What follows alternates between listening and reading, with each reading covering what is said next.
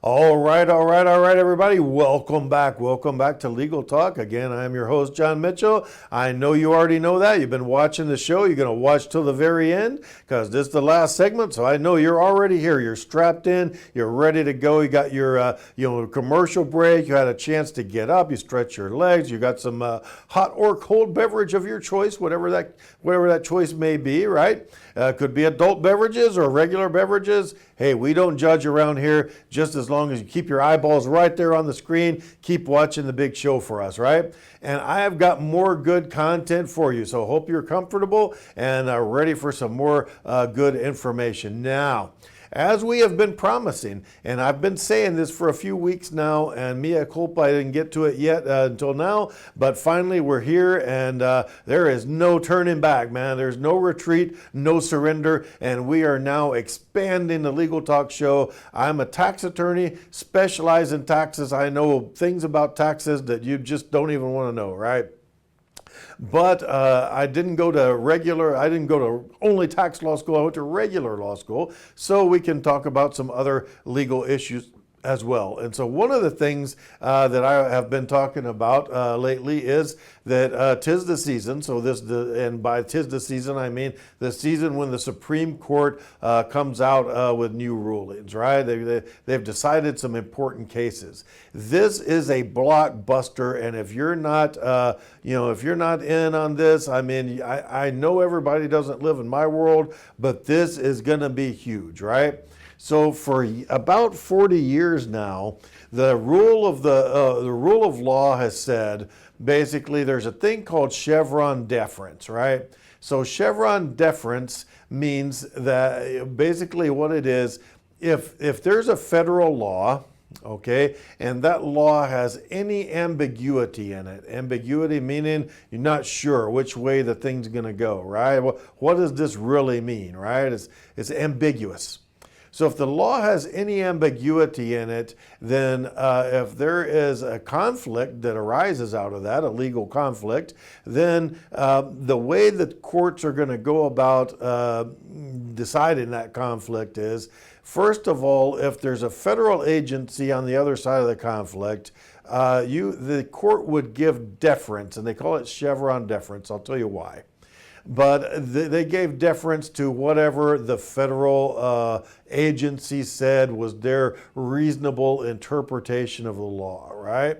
So in order for the courts to come along and say that a federal agency is wrong about how they're applying the law, it had to be, there was a bright line test. It has to exceed reasonableness. It has to be unreasonable on its face, right? No reasonable person could decide that it was like that.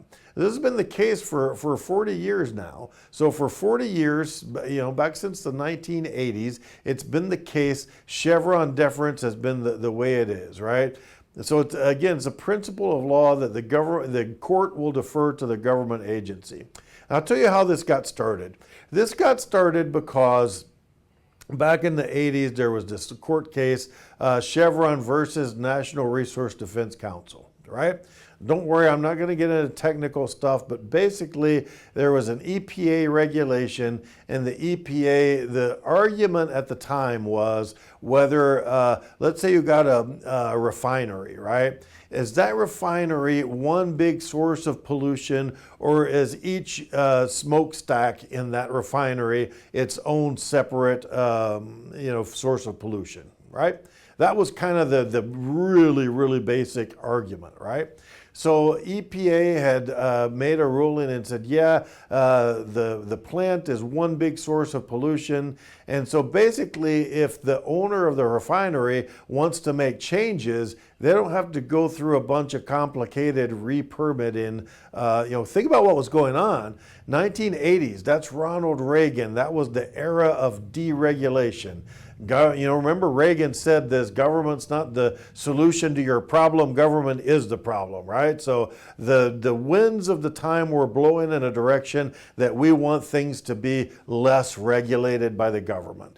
And so the EPA, along those lines came out with this rule, okay, so you got yourself a refinery, let's say, or a chemical plant, whatever.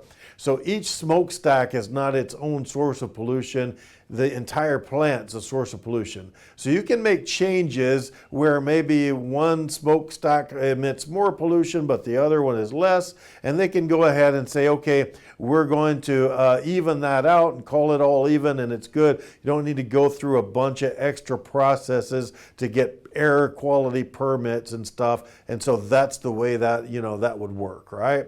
And so now, after 40 years, the court has determined that Chevron deference is not in order anymore. So there's a couple of cases that the court was looking at, right? So one of them was called the Relentless case, and if you want to get out there and fire up Google and double check me on all of this, you can do that. So I'm going to give you the citation. It's case number 22-1219. So go to Google, type in Supreme Court 22-1219, boom, it's going to take you there. And be sure that you have a big, giant cup of coffee, because it's going to be, your insomnia might take over. And the other case that they decided was called Loper Bright Enterprises, and that was case number 22-451. And basically what the courts have now, what the Supreme Court has now ruled, is that agencies, so government agencies, don't have a special competency in reviewing statutory language, and the courts do.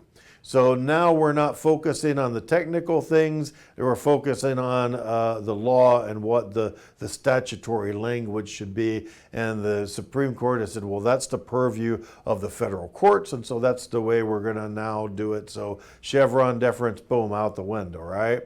And so what they've said was, the Roberts, Chief Justice, said that courts must now use independent judgment to determine the meaning of ambiguous federal statutes.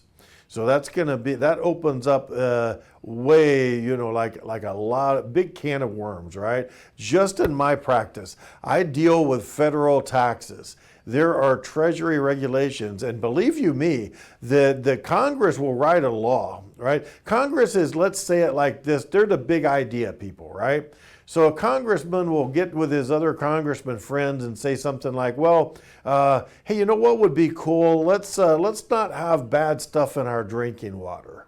You like to have clean water to drink? I like clean water. You want to drink dirty water? No dirty water. Let's drink clean water. Okay, so big idea, let's not have bad stuff in the water, right? These congressmen, they're not scientists. They're not environmental scientists. They don't know necessarily, what percentage of contaminants might be good or bad or whatever, right? Good, bad, or otherwise. And so what they do is Congress will write the law in such a way that the statutory language will say the secretary shall, or the administrative agency shall provide regulations that do this, that, and the other, right? X, Y, Z. So Congress will set the goal and say, what's our goal? We want clean water, okay? Now, you administrative agency, EPA in this case, go out and figure out how to make that happen, right? So they intentionally write the law in this way so that the language is ambiguous, so that the agencies can go in and fill in the blanks and kind of get the details taken care of, right? And so Chevron deference now, it's if you listen to one people on one side of the aisle, they'll tell you this is really going to be open season now, because now everybody is going to be out there filing lawsuits against the agencies, and the courts are no longer bound by stare decisis, right? Breaking out that Latin again. They are not bound by Chevron deference, right? And so all this does is open up a little bit more leeway, and it puts decisions more in the hands of the courts and less in the hands of administrative agencies. Very important to my day-to-day practice, because IRS and Treasury, United States Treasury Department, they issue buku regulations about how the law should be interpreted. So, I anticipate there's going to be a lot more litigation out there, and it's going to be a developing area of the law. And when other things develop, I will be here to tell you all about it, because that's what we do here on Legal Talk. We provide you with really good, solid legal information, right? So again, my name is John Mitchell, host of the show. I can be reached at 713-333-0555.